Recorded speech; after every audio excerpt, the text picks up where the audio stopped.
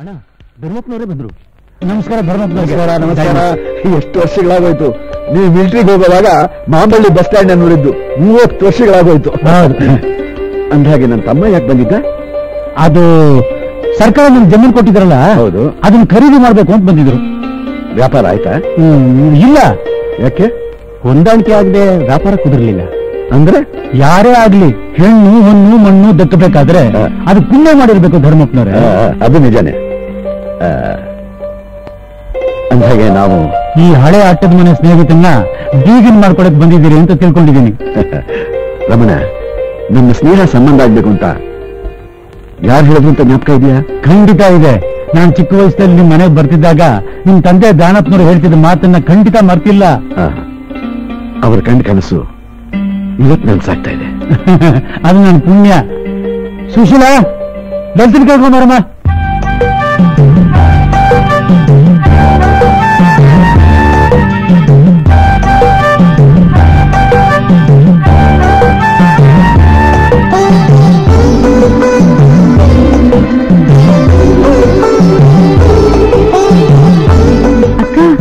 ಭಾವ ನೋಡು, ನೀನ್ ಹಾಗೆ ಕಚ್ಚೆ ತಿಂದಿರೋ ಹಾಗೆ ನೋಡ್ತಿದ್ದಾರೆ. ಸಾಕು, ಸುಮ್ಮನೆ. ರಮಣ, ನನ್ನನ್ನು ಮಾತಾಡ್ಸ್ಕೊಡ್ತೀರಾ? ಅಗತ್ಯವಾಗಿ. ನಿಮಗೆ ಗೊತ್ತಿರೋ ಹಾಗೆ ನನಗೆ ಬಂಧುಗಳು ಅಂತ ಸ್ನೇಹಿತರು ಬಳಗಾನೆ. ಅಯ್ಯೋ, ಆ ವಿಷಯ ನನಗೆ ಗೊತ್ತು ಬಿಡಿ. ನಿಮ್ಮ ಮನೇಲಿ ಮದುವೆ ಆಗೋದು ಒಂದೇ, ನಮ್ಮೂರಲ್ಲಿ ಜಾತ್ರೆ ನಡೆಯೋದು ಒಂದೇ.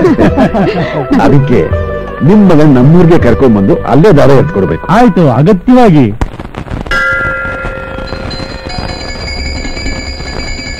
ಶಂಭುಲಿಂಗೇಶ್ವರ, ನಿಮ್ ಬಾವನ ಸಂಸಾರದ ಮೇಲೆ ನೀನ್ ಯಜಮಾನ ಕೆಟ್ಟಕೊಂಡು ಬೀಳ್ದಾಗ ಮಾಡಪ್ಪ. ನಿಮ್ ರಾಜಗಳ ಮದುವೆನ ಸಂತೋಷವಾಗಿ ನೆರವೇರೋಗ್ ಮಾಡಪ್ಪ. ತಗೊಳ್ಳಿಮ್ಮ.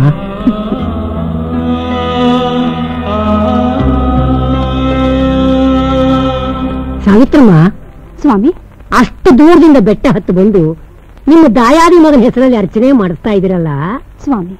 ನಾವು ಒಬ್ರಿಗೊಬ್ರು ದೂರ ಆಗಿ ಮಾತಾಡದೇ ಇರ್ಬೋದು, ನಮ್ಮ ಹಿಂದಕ್ಕೆ ಬದಲಾಗಿ ನಾವು ದಾಯಾದಿಗಳಾಗಿರ್ಬೋದು. ಆದ್ರೆ ನಮ್ಮ ರಕ್ತ ಸಂಬಂಧ ಮಾತ್ರ ಬೇರೆ ಸೂರ್ಯನಿಗೆ ಯಾವತ್ಗೂ ಅನ್ಯಾಯ, ಯಾವತ್ಗೂ ಅನ್ಯಾಯ.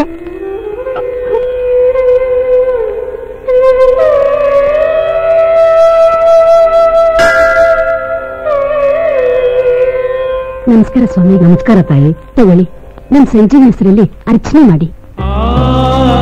ನಮ್ಮಿಂದ ಅವ್ರ ಮನಸ್ಸಿಗೆ ತುಂಬಾ ನೋವಾಗಿದೆ. ನಮ್ ರಾಜನಿಗೆ ಸಿಕ್ಕಾಗೆ ನಮ್ ಸಂಜೀವನಿಗೆ ಒಂದು ಒಳ್ಳೆ ಕಡೆ ಹೆಣ್ಣು ಸಿಕ್ಕಿ ಅವರಿಬ್ಬರು ಮದ್ವೆ ಒಂದೇ ದಿವಸ ಆಗ್ಲಿ ಅನ್ನೋದೇ ನನ್ನ ಆಸೆ. ಒಳ್ಳೆಯ ತಾಯಿ, ಈ ನನ್ನ ಆಸೆ ನೆರವೇರಿದ್ರೆ ನನ್ನ ತೈರ ಮನೇಲಿ ಕೊಟ್ಟಿರೋ ಒಡವೆ ಇಲ್ಲ, ಆ ದೇವ್ರ ಹೆಸರು ದಾನ ಮಾಡ್ತೀನಿ ಅಂತ ಹರಕೆ ಓದ್ಕೊಂಡಿದ್ದೀನಿ. ಎಲ್ಲ ಶಿವನಿಚ್ಛೆ ತಾಯಿ. ಶಂಭುಲಿಂಗೇಶ್ವರ. ಅಕ್ಕ, ಸಾವಿತ್ರಿ ಅಕ್ಕ, ಚೆನ್ನಾಗಿದ್ಯನಕ್ಕ? ನಾನು ಚಂದ ಹಂಗಿರ್ಲಿ. ನೀನ್ ಹಂಗಿದ್ಯಾ? ಚೆನ್ನಾಗಿದ್ಯಾ?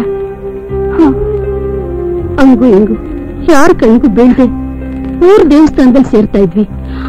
ಅದಕ್ಕೂ ಬೀಗ ಹಾಕಿಸ್ಬಿಟ್ಟು ಅಕ್ಕ, ನಿನ್ ಸಂಸಾರನ ಸರ್ವನಾಶ ಮಾಡ್ಬೇಕು ಅಂತ ನನ್ ಗಂಡನ ಜೊತೆ ನನ್ ಗಂಡ್ಮಕ್ಳು ಸೇರ್ಕೊಂಡು ಬೆಂಕಿ ಬಿಡುಗಡೆ ಆಗ್ಬಿಟ್ಟವ್ರೆ. ಆ ತೆಪ್ಪಾಗೋಗಿ ಆ ದೇವ್ರವ್ರಿಗೆ ಏನು ಶಿಕ್ಷೆ ಕೊಡ್ಬಾರ್ದೇನಕ್ಕ? ಹಾಗೆಲ್ಲ ಮಾತಾಡ್ಬೇಡಮ್ಮ. ಬಿಡ್ತು ಅನ್ನು. ಇವತ್ತಲ್ಲ ನಾಳೆ ಅವ್ರು ಒಳ್ಳೆ ಹಾಗೆ ಆಗ್ತಾರೆ. ನಾವು ಒಂದಾಗೋ ಕಾಲ ಬಂದೇ ಬರುತ್ತೆ ಕಣೆ. ಸಾವಿತ್ರಿ, ಬರೋ ಗುರುವಾರ ನಮ್ ರಾಜನ ಮದ್ವೆ ಕಣೆ. ಅವತ್ತೇ ನಾನು ತಿಥಿ ಮಾಡ್ಬಿಡ್ಲಾ? ಗೊತ್ತಾಯ್ತೀನಿ. ಯಾಕಪ್ಪ ಹೀಗೆ ಮಾತಾಡ್ತಾ ಇದೀಯಾ? ಹುಚ್ಚಿಡಿದೆ ನಿಮಗೆ? ಹುಚ್ಚಲ್ಲ ಕಣ್ಲ, ಹೊಟ್ಟೆ ಕಿತ್ತು ತಡ್ಕೊಳಕಾಯ್ತಿಲ್ಲ. ಅಪ್ಪ, ಹಾಲು ಕಾದಷ್ಟು ರುಚಿ ಬರುತ್ತೆ, ತಡೆದಷ್ಟು ಅಡುವಾಗತ್ತೆ. ತಡ್ಕೋಬೇಕು. ತಡ್ಕೊಳಕ್ಕೆ ನಾನು ಕಳ್ಕೊಂಡಿರೋದು ತಡ್ಕಾಡಿದ್ರು ಸಿಗುವಂತ ಸಾಮಾನು ಅಲ್ಲ ಕಣ್ಲ. ನನ್ನ ಸ್ವಾಭಿಮಾನ, ನಿನ್ನ ಮಾನ. ಯೋಚನೆ ಮಾಡಬೇಡಪ್ಪ. ಆ ನಮ್ ದಾಯದಿ ಮದುವೆ ದಿನಾನೇ ನಿಮ್ ಸ್ವಾಭಿಮಾನಿಗೆ ಸನ್ಮಾನ ಮಾಡಿಸ್ತೀನಿ. ಬಹುಮಾನ ಗೆದ್ಕೊಂಡ್ಬಂದು ನನ್ನ ಮಾನ ಉಳಿಸ್ಕೊತೀನಿ. ಅಂದ್ರೆ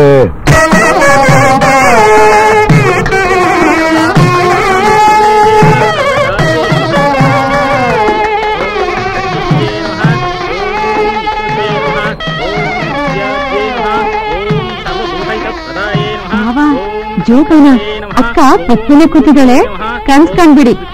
ತಾಳಿ ಕಟ್ಟೋವರೆಗೂ ನೀವು ಜನಗಣ ಮನ ಸಾಕು. ಅಕ್ಕ, ಭಾವ ಮದ್ವೆಗೆ ಹಾಕಿದ ಉಂಗ್ರ ಇಲ್ಲಿ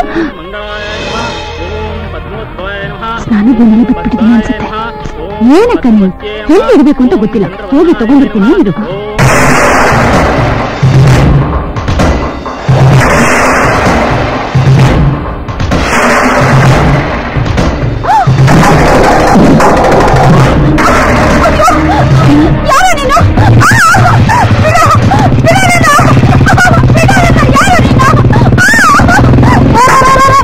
ಗಟ್ಟಿ ಮೇಳ ಗಟ್ಟಿ ಮೇಳ.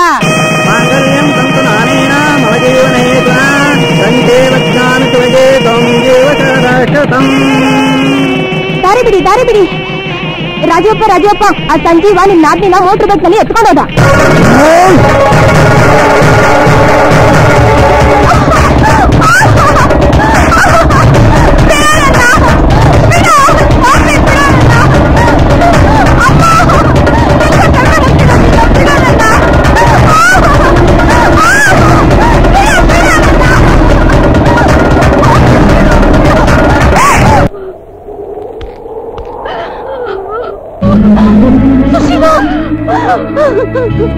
ಸುಶೀಲಾ,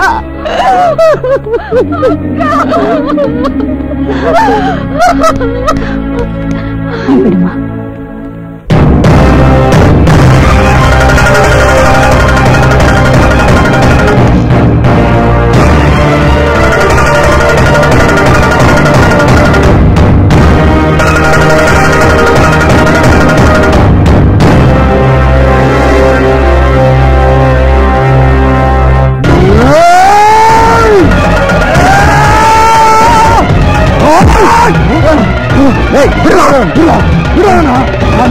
ಪರವಾಗಿಲ್ಲ, ಇವತ್ತೊಂದು ಕತೆ ಮುಗಿಸ್ಬಿಡ್ತೀನಿ. ನನ್ನ ಕತೆ ಎಲ್ಲ ಮುಗಿಸ್ತೀಯ? ಧೈರ್ಯ ಇದ್ರೆ ಬಾರ ಹತ್ರ ನೋಡೋಣ. ಇವತ್ತು ತಾಳಿ ಕಟ್ಸೋ ಹೆಂಡತಿ ಬೆಳಗ್ಗೆ ಬಿಳಿಸಿ ಹೊಟ್ಟೆ ಮಾಡ್ತೀನಿ.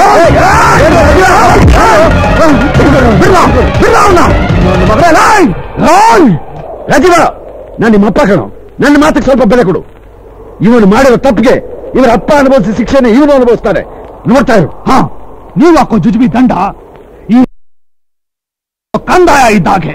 ಕತ್ತೆ ಮೇಲೆ ಕೂರಿಸಿ ಮೆರವಣಿಗೆ ಮಾಡೋ ಮಾಮೂಲಿ ಶಿಕ್ಷೆ ಇನ್ನು 10 ಹೆಣ್ಮಕ್ಳ ಜೀವನ ಹಾಳು ಮಾಡೋದಕ್ಕೆ ಕಲ್ಸ್ಕೊಡೋ ಕುದುರೆ ಸವಾರಿ ಇದ್ದಾಗೆ. ಇದಕ್ಕೆಲ್ಲ ಇವ್ರು ಜುಮ್ಮನಲ್ಲ, ಪಾಠನೂ ಕಲಿಯಲ್ಲ. ಆದ್ರೆ ನಾನು ಇವತ್ತು ಸರಿಯಾದ ಪಾಠನ ಕಲಿಸ್ತೀನಿ ಇವ್ರಿಗೆ. ಇದೇ ಪಂಚಾಯ್ತಿ, ನಾನ್ ತೀರ್ಮಾನ ಹೇಳ್ತೀನಿ. ಆ ಅವಕಾಶ ನಾನೇನು ಕೊಡಲ್ಲ.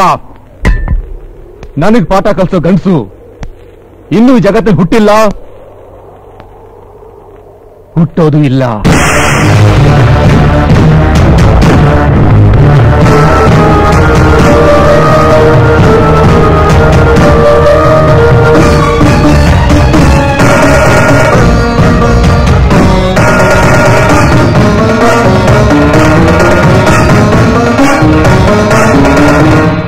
ಅದೆಲ್ಲ ನಿಮ್ಮಣ್ಣ ಮಾಡಿದ ಗಂಡಸ್ ಕೆಲಸಕ್ಕೆ ಹೂ ಅಂತ ಎಗರಾಡ್ತಿದ್ದ ನಮ್ಮ ದಾಯಾದಿಗಳು ಕೊಯ ಅಂತ ಬಾಳ ಮುದುರ್ಕೊಂಡ್ಬಿಟ್ರು.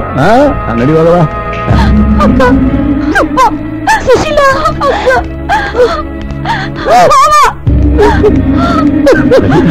ಅಳಿಬೇಡಮ್ಮ, ಸಮಾಧಾನ ಏನ್ ಯೋಚನೆ ಮಾಡ್ತೇನೆ ನಿಂತ್ಬಿಟ್ಟೆ. ಆಗಿದ್ದು ಆಗೋಯ್ತು, ಮುಂದೆ ಎಲ್ಲ ಸರೋಗುತ್ತೆ. ನೋಡು, ಸೊಸೆನ್ ಕರ್ಕೊಂಡು ಹೋಗ್ತಾ ಇದಾರೆ. ಹೋಗಿ ಮನೆ ತುಂಬಿಸ್ಕೊಡು. ಹೋಗಿ ಸಮಾಧಾನ ಮಾಡ್ಕೊಮ್ಮ.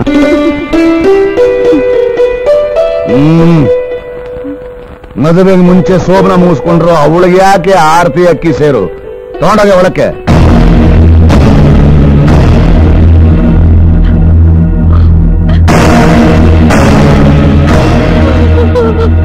ಅವ್ರೇನಾದ್ರು ಅಂತ ಸಮಾಧಾನ ಮಾಡ್ಕೊಂಡು ನಡೆಯವ ಒಳಗಡೆ.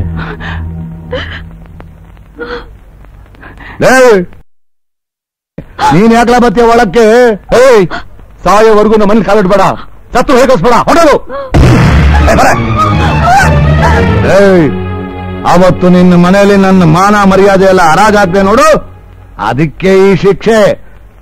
ತೊಲಗೋ ತೀರ್ಬೋಕಿ ನನ್ನ ಮಗನೇ, ತೊಲಗೋ.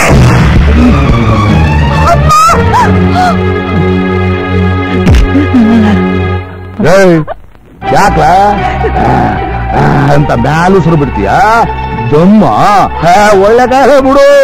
ಆದ್ರೆ ನಿನ್ನ ಮಗಳ ಹೆಸರಿಗೆ ಆಸ್ತಿ ಬರೆಯೋವರೆಗೂ ಈ ಮದ್ರಾಸ ಕಾವೇರಿ ನೀರು ಬಿಡ್ತಾರಲ್ಲ ಹಂಗೆ ನತ್ತಿಗ್ ಬಿಡು ಸರ್ನ.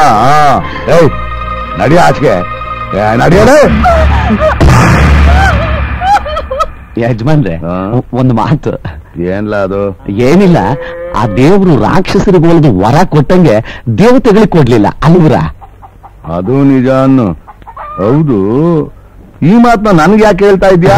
ಅದು ಯಾವಾಗ್ಲೂ ಕೆಟ್ಟ ನನ್ ಮಕ್ಕಳಿಗೆ ಒಳ್ಳೇದಾಯ್ತದಲ್ಲ, ಒಳ್ಳೆಯವ್ರಿಗೆ ಯಾಕೆ ಒಳ್ಳೇದಾಗಕ್ಕಿಲ್ಲ ಅಂತ ತಿಳ್ಕೊಳಕ್ ಕೇಳಿದೆ. ಅದ್ನ ಅವನ್ ಕೇಳು. ಯಾರನ್ನ? ಧನಲಕ್ಷ್ಮಿ ಜಿಪುಂಡ್ರು ಕೊಲ್ದಂಗೆ ಆ ದೇವ್ರು ನಮ್ಮಂತವ್ರಿಗೆ ಕಂಡ್ಲ ಒಲಿಯೋದು.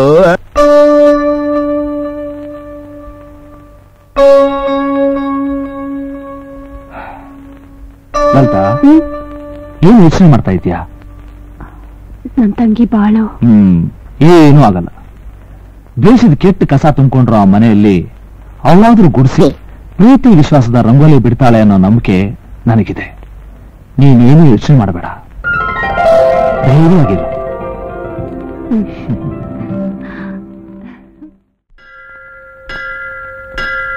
ಭಕ್ತಿಯಿಂದ ಬೇಡಿದ್ರೆ ಬೊಕ್ಸೆ ತುಂಬಾ ಫಲ ಕೊಡೋ ಸಿದ್ಧಿವಿನಾಯಕ, ಮುಂದಿರು ನನ್ನ ಆಜ್ಞೆ ಸುಶೀಲನ್ನ ಚೆನ್ನಾಗಿರಪ್ಪ.